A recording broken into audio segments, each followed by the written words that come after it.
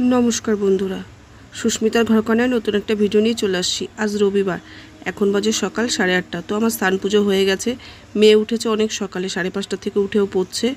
আর আমি আজকে একটু দেরি করেই উঠেছি 7টার সময়, কেননা মাথাটা প্রচণ্ড ব্যথা করছিল। কালকে যেহেতু রোদের মধ্যে একটু বাজার করেছি, তাই আমার শরীরটা হঠাৎ করে একটু খারাপ হয়ে গেছে।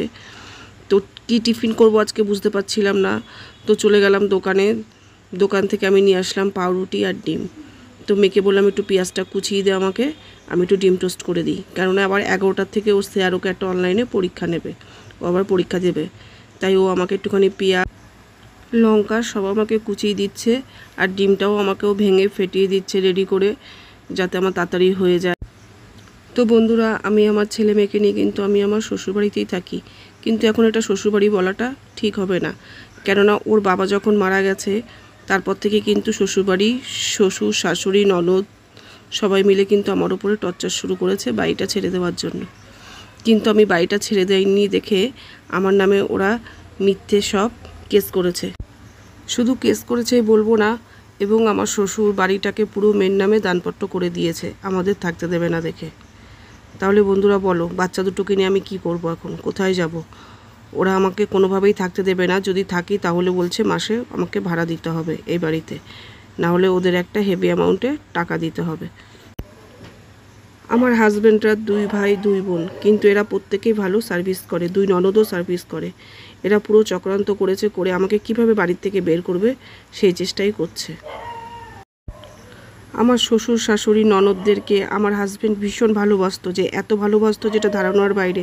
আমি এটা কল্পনাও করতে পারি না যে ও চলে যাওয়ার পরে তাদের এরকম আচরণ তৈরি হবে।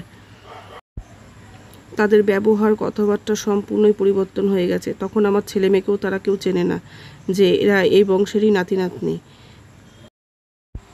বিপদে পড়লে বোঝা যায় মানুষ কতটা পরিবর্তন হতে পারে। তো যাই হোক, ভগবানের ইচ্ছায় আমার ছেলে মেয়ে দুটোকে নিয়ে আমি লড়াই করে বেঁচে আছি, কারণ আমাকে বাঁচতেই হবে। যদি আমি লড়াই করে না বাঁচি তাহলে আমার বাচ্চা দুটো শেষ হয়ে যাবে। আমার শক্তি দেখেই তো ওরা শক্তিটা পাবে না। আমি সেই মানুষ যে কিনা কোনো দিন প্রয়োজন ছাড়া আমি বাড়ির বাইরে এক পাও বেরাইনি, বাজার হাট তো দূরের কথা।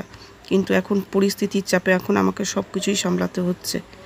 আমি ছাড়া বা কে আছে ওদের বলো? আমাকে তো সব কাজ করতেই হবে, কেননা আমি সব সময় চেষ্টা করি ওদের কিসে ভালো হবে, কি সে ভালো থাকবে। কেননা দেখো, একদিকে তো ওদের বাবা নেই, তারপর তো চোখের সামনে ওরা দেখতেই পাচ্ছে যে দাদু ঠাকমা পিসিরা কীরকম টর্চার করছে দিনের পর দিন। ওরাও তো মেন্টালভাবে ডিপ্রেশন চলে যাবে।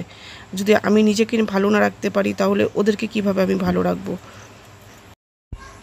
আমার জীবনে বেশ কিছু ঘটে যাওয়া ঘটনা আজ তোমাদের সাথে আমি শেয়ার করলাম। তো এখন বাজে দুপুর 2টো। তো ছেলে মেয়েকে আমি দেখতে পাচ্ছ খেতে দিয়ে দিয়েছি। আজকে মাংস এনেছিলাম, এখানে 500 মাংস আছে, কেননা ওরা মাংস ভাত খুব ভালো খায়। আর রবিবার তো একটা দিন আমি একটু চেষ্টা করি ওদেরকে একটু মাংস ভাত দেওয়ার। মাংস খেতে কিন্তু আমার ভালো লাগে না, কিন্তু ছেলে মেয়ে যেহেতু ভালো খায় তাই ওদের মুখের দিকে তাকিয়ে আমি নিয়ে আসি। আর এই মাংসের মধ্যে আমি একটু পেঁপে দিয়েছি, ওই পেঁপে আলু দিয়ে আর 1 পিস হয়তো চিকেন দিয়ে আমি খাবো। আর আজকে আমি কিন্তু ভাতটা খেয়েছি শাক ভাজায় দিয়ে। শাক ভাজাটা আমার খুব ভালোই লাগে, কিন্তু ছেলে মেয়ে কেউ আজকে শাক ভাজা খেলো না, যেহেতু চিকেন হয়েছে ওরা শুধু চিকেন দিয়েই খাবে। আর ছেলে আমাকে বলছে, মা তুমি শাক ভাজা দিয়ে ভাত মেখে তুমি আমাকে 1 গাল দিও। তাই আমি শাক ভাজা দিয়ে মেখে ওকে আমি 1 গাল খাইয়ে দিলাম। আর যা গরম পড়েছে, এই গরমের জন্য ছেলেটা জামা পরতে পারছে না, সারা গায়ে ওর ঘামাচি ভর্তি হয়ে গেছে। বন্ধুরা, তোমরা আশীর্বাদ করো আমি ছেলে মেয়ে দুটোকে জানি মানুষের মতন মানুষ করতে পারি। একার হাতে এত লড়াই যুদ্ধ আমি করছি,